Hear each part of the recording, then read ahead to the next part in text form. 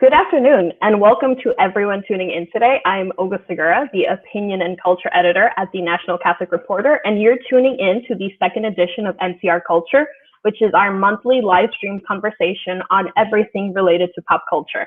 And joining me today, I'm excited to introduce Ike Ndolo. He is a Nigerian American Catholic musician. He's part of the music worship collective Village Lights. He works in youth ministry in Arizona, and he is the co-host of the new podcast, Disinherited. Welcome, Ike. Hey, thank you so much for having me, Olga. Appreciate it. Of course, I'm really excited. I've been geeking out on Twitter and with my partner leading up to our conversation today, so I'm really excited to get into it. But before we do, I just want to remind everyone tuning in that we're going to be taking questions from the audience later in the segment, so make sure to send those in. So I want to start today talking about your latest song with Village Lights, The Sweetest Sound, because I think that this song ties into what we'll be talking about today. And I feel like that's liberation, in particular, how we as Black people talk about and live out our struggle for liberation in art in particular. And since the song came out in February, I feel like it has been what I play when I'm struggling to pray, and I can just throw this on and listen to the music. And I just want to read some of the lyrics of the song right here. It says, "All my burdens, born of suffering, your love is a melody, led me out of slavery. Freedom, I am glory bound. When my chains hit the ground, oh, the sweetest sound." And of course, when Ike sings this is way more powerful than just me reading it right now. But I want to talk about what it's been like for you creating as a Black Catholic at this particular moment in our church and in our nation's history, because I think we need to make space to talk about what it's actually like for Black people to be creating right now. So what has that been like for you? Yeah, that's a great question. It's it's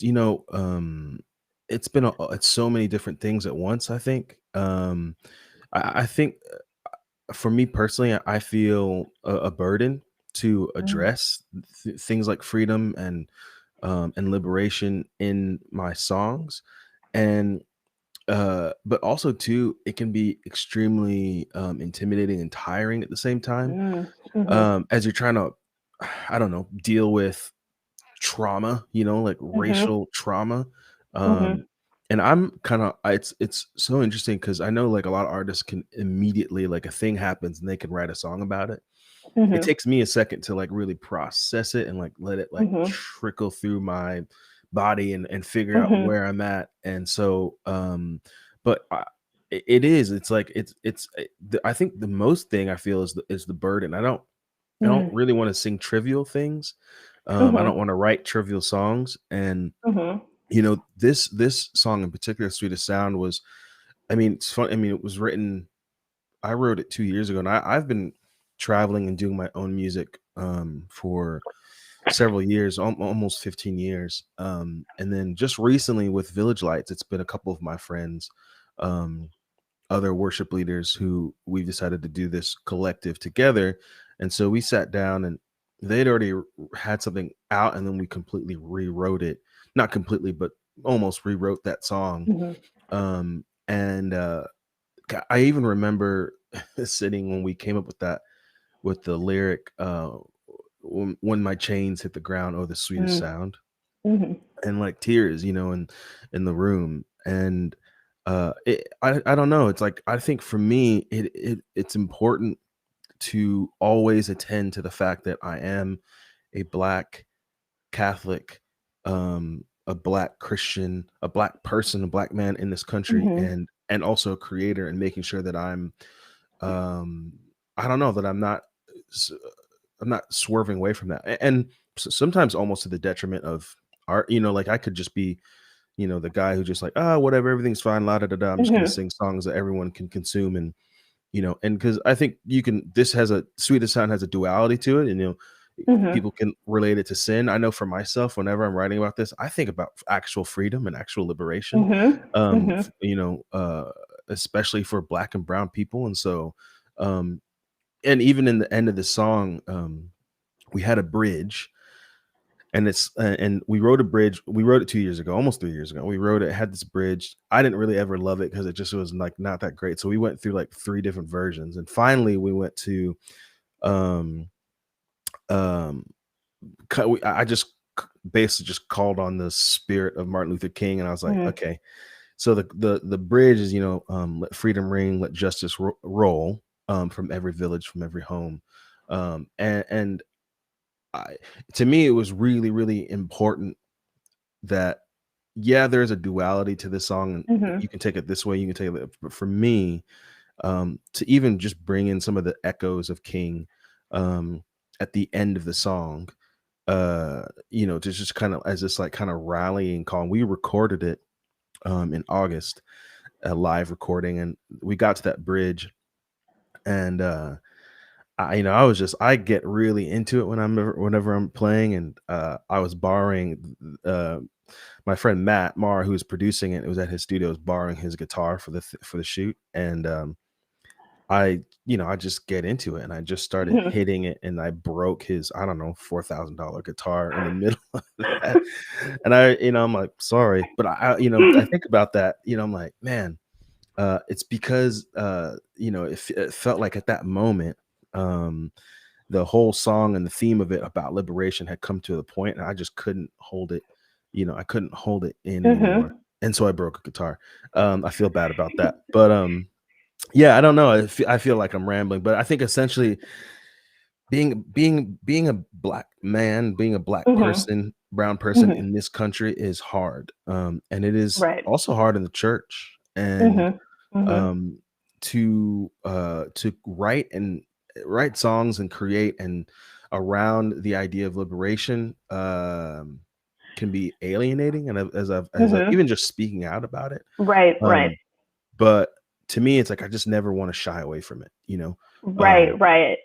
And I think, honestly, that is what is most moving about listening to your music. And especially I saw, I don't know if it's the same performance you're referring to, but in preparation for this, I saw you guys perform it live, and I was just completely moved when like the instruments sort of drop out down to the end. And apologies, I have my very like unprofessional terms when I talk about music, but sort of towards the end, the instruments like sort of go down, and it's just like you're singing and your eyes are closed, and I was like, oh my God, this is so moving, because I felt exactly that burden that you're talking about. Because I think especially for white Catholics, they don't realize that when we're creating, they're only seeing the final product, but there's so many things that we're navigating. Like, look at all the things you mentioned. We're thinking about racial trauma. We're thinking about processing the tragedies that are happening around us. But we're also like, wait, we're also supposed to be a hopeful people, and let's talk about liberation. And that is very, very exhausting. And I totally understand what you mean, where sometimes it's like, it's not easy to just produce something. You have to really, really sit with it, because those are extremely complex things that you're navigating every time you create. Absolutely. And it is. And I feel like it's, I guess I'll say this, like, I feel kind of undercover a lot, like, like I have to navigate white spaces a lot, especially in the church. And, you just, I don't know, sometimes you just feel like you you are experiencing these things sometimes alone, with the people that you do ministry with, the people that you even write songs with, like don't necessarily have the same perspective, like, for instance, this Swedish Sound was written, it was 4 of us, myself, a white woman, a Puerto Rican man, and a white man, you know what I'm saying? Like, and so, like, I think everyone in that room was coming at this song in very like different perspectives, maybe some similar stuff too, but also very different perspectives, and but for myself, it's not the first time that I'm writing and gathering around the idea of liberation and freedom. And so with it's hard. I think it's like we just don't realize why, like white Catholics don't realize, and just think, oh, he's up there singing, so, he's just like us. And it's like, no, like, things are hitting me different, than they are hitting you, and that you could ever understand, even if you hear this song, and so, like, for you to hear it and like, yes, this got you fired, that makes me so happy, because like, I know it's gonna hit different people in different ways. It's gonna hit someone who's not part of a marginalized group. They're either like, oh yeah, it's about this, and like, sure, whatever you want it to be, art can be whatever you want it to be. But I think for myself, who was got to sing the song, and a big part of writing it was like, no man, this is for me, I was holding space, and I was really, really, really attending to the fact that, one, I don't know if the church around me is really about liberation for marginalized people. Mm-hmm. But I know God is, like, Mm. and that's, Right, right, right. that's a big deal. Yeah, anyway, that's a big deal for me. I'm gonna, yeah, you're right. Like, it's one of those things where, I think it's hard to articulate. I know it's hard to articulate for me. Mm-hmm. So music kind of helps me do that. Probably even better Right. than my words could, Right, right. No, and like I said earlier, I'm really, really grateful for it because I think you're right. The church is not necessarily, sometimes it feels like the church and the Catholic spaces that we have to navigate, it feels like we're having very different conversations about liberation. It feels like Mhm. sometimes I'm in spaces where people are like, okay, let's talk about liberation for 30 minutes. Let's go to this workshop, write this piece, and let's keep it moving. But Yeah. I'm like, man, I'm up at night thinking about liberation. Like, how Mhm. can I help people think about liberation in the same way that I am? And I think this is why not just the music that you do, but also your podcasting now in this space that you and your co-host Stephanie Espinoza are creating Yeah. with Disinherited. I feel like that's what is speaking to me about your work a lot as well, because liberation plays a role in Yeah. the podcast that you guys have launching next month. So talk to me about first Disinherited, that title. What Yeah. was the inspiration behind that at this moment? Again, I'm going to keep saying at this moment in American history Sure. and church, but what was the thinking behind first the name Disinherited itself? Yeah. A lot of credit goes to Stephanie. Honestly, when me and Stephanie first met, I don't know what it was, but I just, like, we looked at each other and we're like, man, we gotta do something. I don't know what it was. You know how you just have this, like, it's like, Uh-huh. and I just thought in my head, like, I don't know, we're gonna do. We kept, like, we'd always meet in these, like, youth ministry gatherings, and, like, we'd Mm-hmm. see each other's like, yo, we need to connect. And what's been great about the pandemic, it's like kind of helped, like, everyone had to slow down, a lot of things got to Mm-hmm. happen. And Mm-hmm. so a lot of credit goes to Stephanie and Disinherited. And I don't, I hopefully, well, this is where I wish she was here so she could, like, really bring it home. But it's really from James Cone, and his talking about how we have been almost dispossessed of our faith, and disinherited of our faith, as Black and brown people, and having that feeling, as well as Catholics, Black and brown Catholics, who have felt, who feel, I don't know, denied, or marginalized, or pushed aside by the majority Mm-hmm. white church. Mm-hmm. um and it's kind of funny because it's like we feel that disinheritance, but also knowing that, like, we're like, that's how the church has, looked at us. And so it's almost like this, this is who we are. We are the disinherited people. But the reality is I guess, like, God knows that we're not. We have been, I guess, by the institutionalized church, we have been disinherited. We've been Mm-hmm.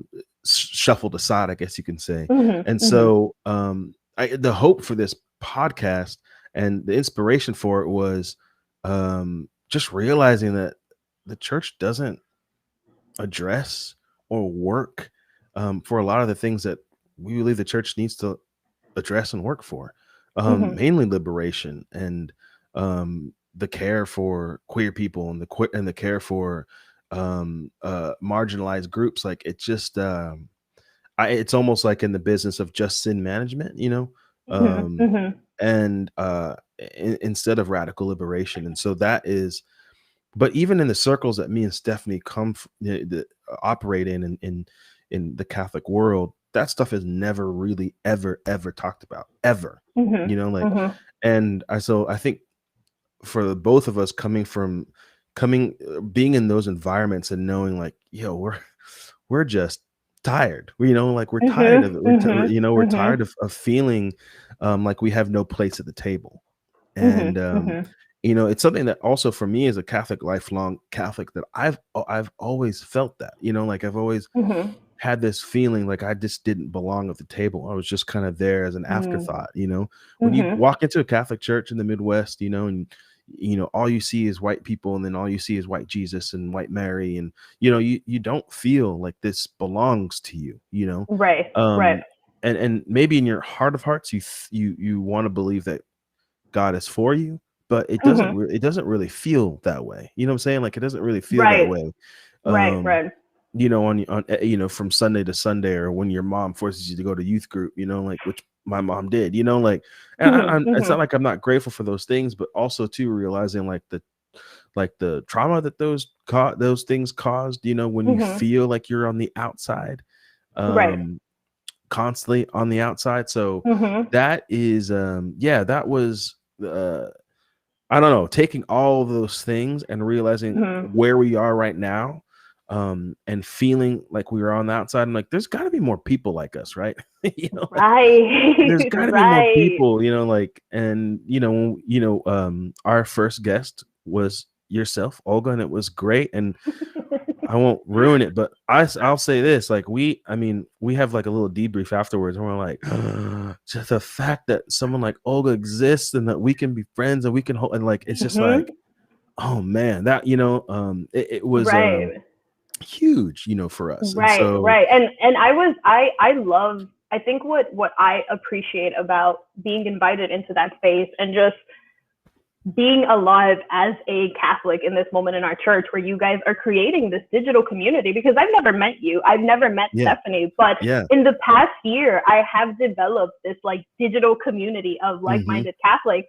And it feels very refreshing. And I'm borrowing directly from your tagline here. It feels extremely refreshing to know that there are other Catholics who are tired, disillusioned, and extremely radicalized. Because hmm, especially in my 20s, I felt like I was an outsider. I felt hmm, as if all of the discomfort and frustrations that I had with the church meant that something was wrong with me, right? Because when yeah, you're navigating, again, these white spaces where people don't necessarily look like you think that you're the problem. And then yeah, that really causes a lot of spiritual devastation. And that's very, very real, especially when you're trying to exist in this church, be a creator, and also have a professional life, right? Like, it's yeah, completely unsustainable to try to give 100% to all of that when you feel like this outsider in your own church. And I think that the Disinherited podcast is very much what a lot of Catholics of color, I feel like, being so tired of being excluded, so many of us are like, okay, we're just gonna create our own spaces. And it yeah, feels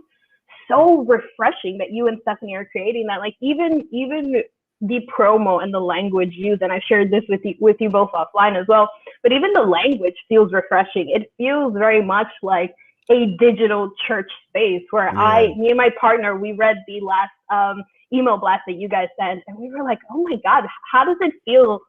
How can it feel that we are friends with these people when we've never met? And I think that's the power of the community that this yeah, podcast seems to be creating. And it just, I know it means a lot for me to kind of exist at this moment, but also what do you hope people take from this, right? Because it's obviously, I know what we're going to take from it, but what are sure, your hopes that, how do you hope it challenges people who might not be Black and brown Catholics, or are you guys thinking about them in particular? I know that that's often like an annoying question to ask, but I feel like hmm, with this project, I'm like, oh, I know this product is for us. Like, yeah, I have no doubt that Disinherited is for me. But I guess I'm asking, does it matter if this is not received that well by white Catholics? sure.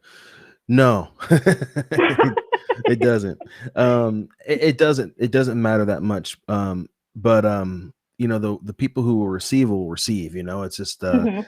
and so I think it is kind of twofold. I think our focus for sure is um to create a space for Black and brown people. Like that. I mean, Mhm. a safe Mhm. space.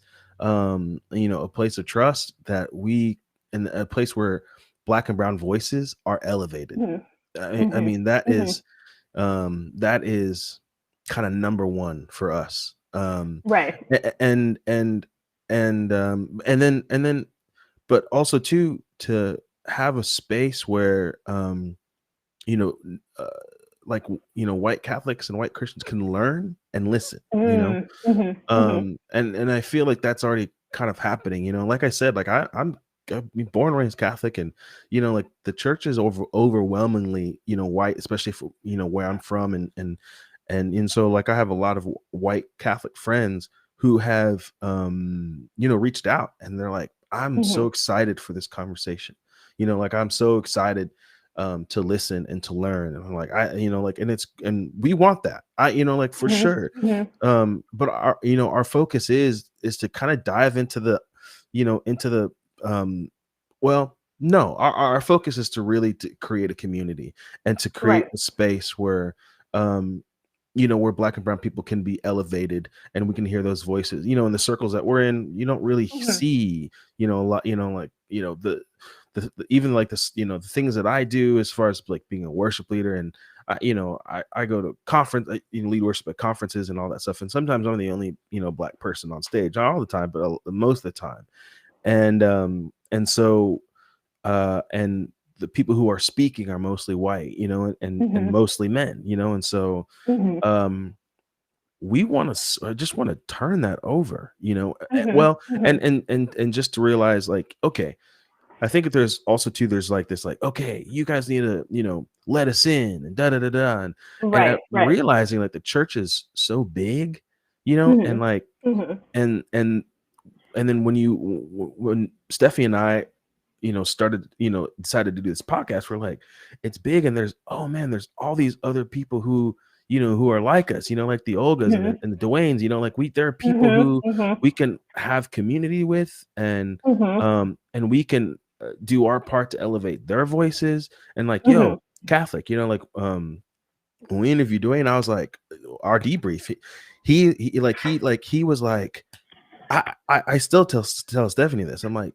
our guests so far have been so convicting for me because, sometimes I think both of us, we're like, when we talk about tired, radicalized, disillusioned, most of the time we're in the disillusioned, tired realm, but meeting and talking with people like yourself, who are like, like, yeah, I'm tired, but also like you have this like undercurrent of radicalization. I'm like, yo, that is so refreshing. So I think we, as far as much as like, yeah, we want to elevate Black and brown voices, like, and obviously this is a space where people who are white, they can come and listen and learn and just to hear.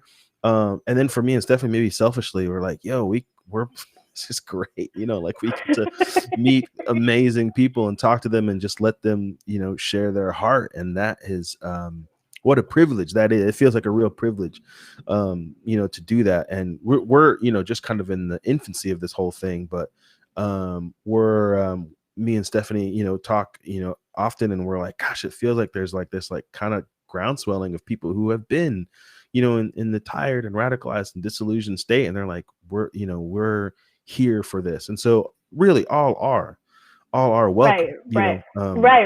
Yeah, I think I'm loving everything you said, because I'm also thinking I got to do this really fun event yesterday where I got to talk about with Ralph McLeod about Pope Francis's encyclical, and and we talked a lot about building community and what it means. Ralph said something about like, maybe we need to essentially reimagine how we define community as Catholics. And I think that's something I've really been sitting with, because I think to myself, I was thinking since yesterday, what does it mean to reimagine community? And I feel like you and the work that you're doing, the work that we're all doing as Catholics of color, is that reimagining of community, right? Like we are putting people in touch with each other, and we're having conversations, and we're also educating people too, right? Because one thing that I appreciate about the work that you and Stephanie are doing in particular is that up until last year, I wasn't really comfortable talking about liberation. Like I didn't even know how to talk about liberation. I didn't know how to say like, wait a minute, Jesus was this really, really radical person in the Bible. And what does it mean to live that out as a young Catholic trying to live in this church? And I think that that's a part of the community we're building, right? It's building the community together, but also saying like, hey, I don't know how to talk about liberation or how to talk about theology in the same way as Ike and Steph might, but I can think about it in really, really new ways. And I think that's refreshing, especially at a time of social distancing. Like we are using these, and I'm often, especially in the pandemic, I'm like, technology is getting in the way of what we do.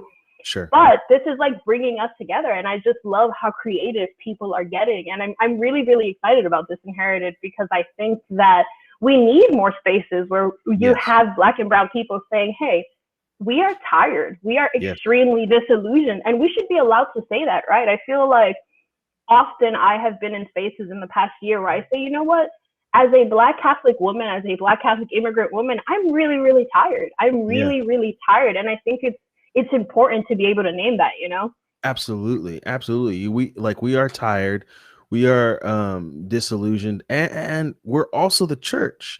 I think that was that was a big takeaway for Stephanie and I when we interviewed you and Dwayne and it was like, you guys, I don't know, like listen, you're the host, but I'm just gonna go ahead and toot your horn, because I'm like, like Olga just like she moves forward in boldness. It's like, no, I am the church. I don't care what Dusty Bishop says. Like, I don't care. Like, I am the church. I was like, literally my hair, but I'm like, yeah, and that was man, I tell you what, that has been the conversations that we've had, in Disinherited was they have really, really helped me and my faith moving forward, and reminding me, like, we can build our own table, like, how about we just do that, like, let's just build our own table, because there's some dope ass people who are like gonna sit around that table, that we're excited about, that we connect with. And so we're that's, I don't know, like, that's I think that's important, like, like, tired, disillusioned, radicalized. Also, we are the church, and we're not gonna, like, what I'm saying, like, we're gonna move forward in boldness. You've helped me with that, honestly, like, truly, like, that has been, and it's like that's what I'm so excited about Disinherited. I'm like, and to be able to do it with Stephanie and who's like, I mean, really the bedrock of what we're doing, really, is I feel privileged just to walk alongside her. And and I feel it. Like, I really do feel like this, like, undercurrent. I'm like, okay, people are like rumbling, and it's like, it's kind of, I tell a story. It's so funny, because I was we've been distanced and all that stuff, and my day job, which just kind of happened right before the pandemic, is I'm a music director at a church, and thank goodness, because, like, we would have been out of luck, I think, as a family with 2 kids. So so it's it's been great. It's also had its challenges, but it's just, it's work. But I a friend of mine who sings at the church, but she hasn't, because of the pandemic. She's like, she calls me, she's like, hey, I've been thinking about maybe coming back and singing, but I'm just kind of, I'm in a very tired, disillusioned place, and I think she thought that I was gonna, like, reprimand her, and I'm like, hey, I'm with you. I also didn't vote for Trump. So if you want me to say that out loud, and it's just something, it's like, oh, and it's like, it was like, we're constantly, like, finding each other, and like, yo, we know we're together on this, and they're like, oh my gosh, so it's just like that one thing that I had to say to her. She's like, and then it was like this floodgate of stuff that she's like, this and that and this. I'm like, yo, I'm with you. I'm with you. I'm with you. As I sit in this office, like, I'm still with you, you know what I'm saying? So that's, and that's okay. Like you said, it's okay that we can say that. Like, we are, like, I'm going to say that, like, I am tired and I'm disillusioned, mad disillusioned. Right. Like, all of those things. And we are the church, right? Yes. Like, this is a part of being Christ following people. Like, it wasn't always easy to live out his life, and we are following in those footsteps. I want to completely thank you for stepping into community with me today. This is really wonderful. Before I let you go, I want to just, this one question we got in from the audience: where can people follow your music, listen to your music, and listen and learn more about the Disinherited podcast? Yeah, for sure. My name, Ike Ndolo, you can just put it into Spotify or Apple Music, all the places that you stream music, and hopefully I'll pop up. If not, let me know so I can talk to somebody. But I'm pretty sure I'm still on all the stuff. So and then with same thing with the music collective, worship collective that I'm part of, Village Lights. If you just put in Village Lights, in Spotify, Apple Music, it'll come up, and we're there, and we're working on a record that's going to come out in November. So stay tuned for that. And then Disinherited, if you go to disinherited pod.com, you can listen to our podcast. sign up for our Patreon and listen to our podcast. We haven't we've just done a soft launch. So everyone who's heard it, they've become a Patreon member. So we'll do the full launch later on. But right now, if you want kind of early access, disinheritedpod.com, and you can find us on Instagram, Disinherited. I think it's Disinherited Pod. I can't remember, but yeah. Okay, cool. And I will make sure to tweet when I tweet about the link to today's event. I will include all the information as well. So thank you to Ike Ndolo for tuning into for talking with me today, and thank you to everyone for tuning in and watching us. The second segment of NCR Culture, and you guys can tune in next month where I will be in conversation with the musician Gina Chavez. We'll talk about her music, queer Catholic representation, and more. So tune in next month. See you guys.